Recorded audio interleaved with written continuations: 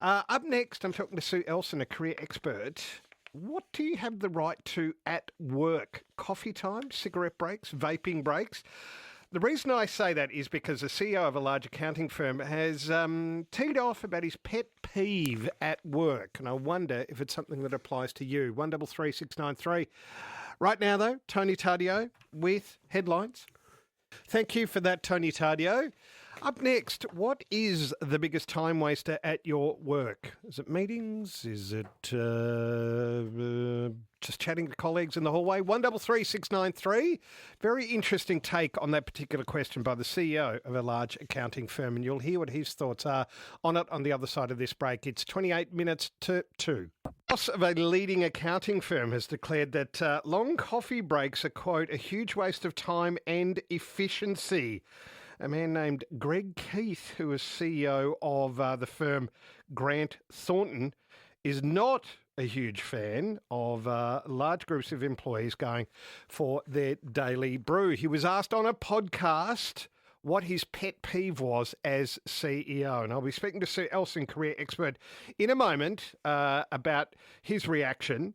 And I'm keen to know from you, 133693, what you think is the biggest time waster in your office. Anyway, here is Greg Keith explaining what he doesn't like in his office. What's your pet hate in the office? Going downstairs to grab a coffee and seeing 15 people in one of the teams lining up, waiting for the 15th person to get their coffee before they all go back upstairs again. And I feel that, when we brought in our 9-day fortnight, it was really to tackle those sorts of issues and to say to people, well, if we can use our time more efficiently, we'll get that time back to you. In bringing in the 9-day fortnight, we have created a number of avenues, both directly but also for them to send in suggestions on how we can actually improve those efficiencies. So it's about us listening and not telling in that regard.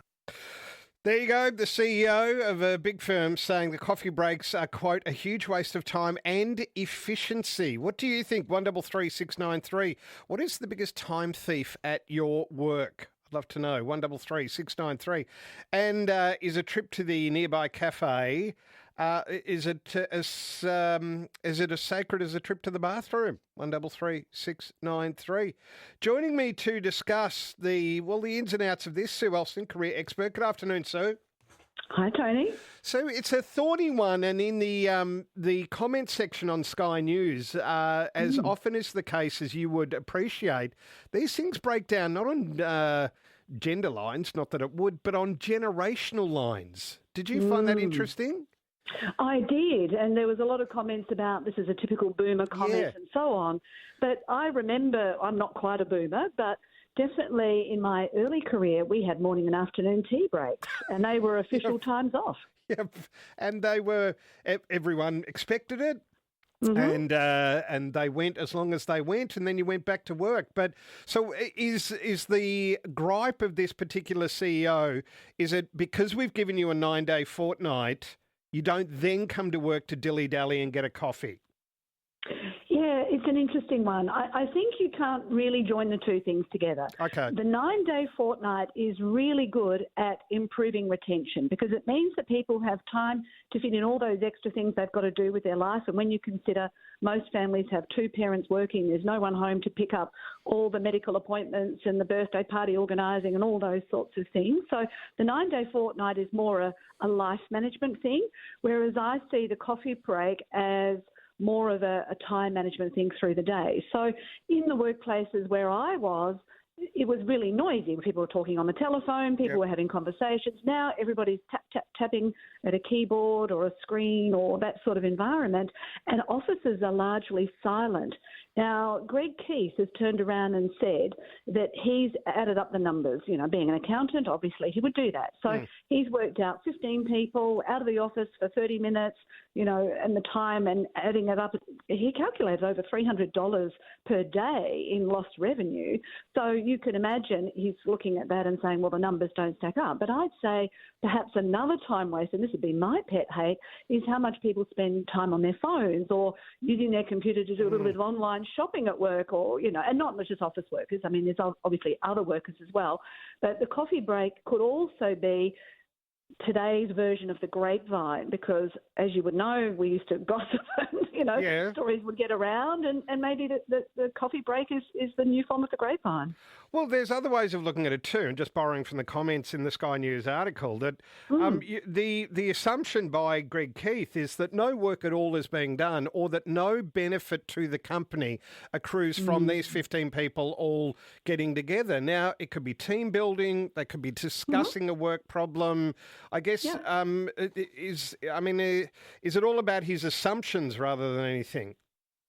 Well, it could be, and it would be interesting to know whether he gets to go out for external meetings and break up his day on a regular basis, because a lot of these people are sort of, that they would possibly feel chained to the desk, and, that's a different feeling as well. But the cognitive load that if you're staring at a screen for hours on end, there's only so long that you can actually do that.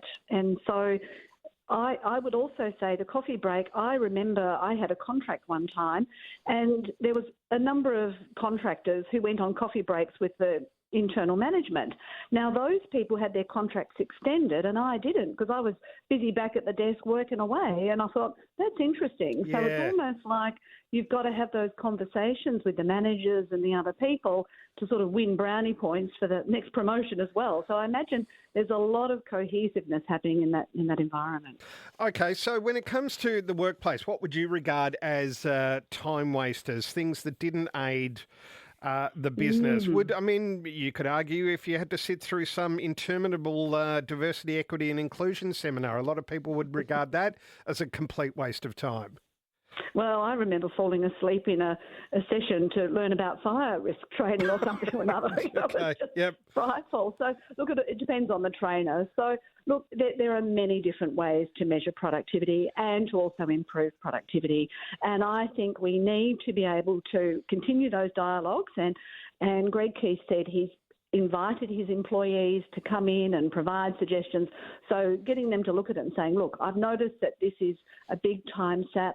Would it be better if we had a coffee machine in the office? Like, there's lots of little things that you could consider are time wasters.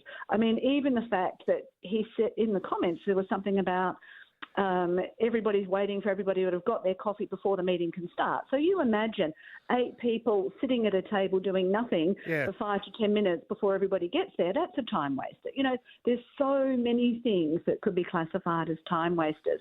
And every time you switch tasks, it can take you sort of 20 minutes to get your brain back into productive mode. Yeah. So even the design of your work, if you're getting interrupted by phone calls and can't have that one-on-one time, and then we've got to say, well, is that woke or is that genuine? We could go on these endless arguments. So I think really and truly it boils down to the fact, let's all have conversations. Let's say, I've noticed this, is there something we can do about this? Can we streamline it a bit way? Yep. What are you really trying to achieve with it? And create those dialogues. Because he said that the 9-day fortnight has actually increased the retention of employees, and that's a really great thing. Always great to chat, Sue Ellson, career expert, and I'm glad we didn't do it over a coffee because I don't want to be yelled at by the boss. Thank you, Sue.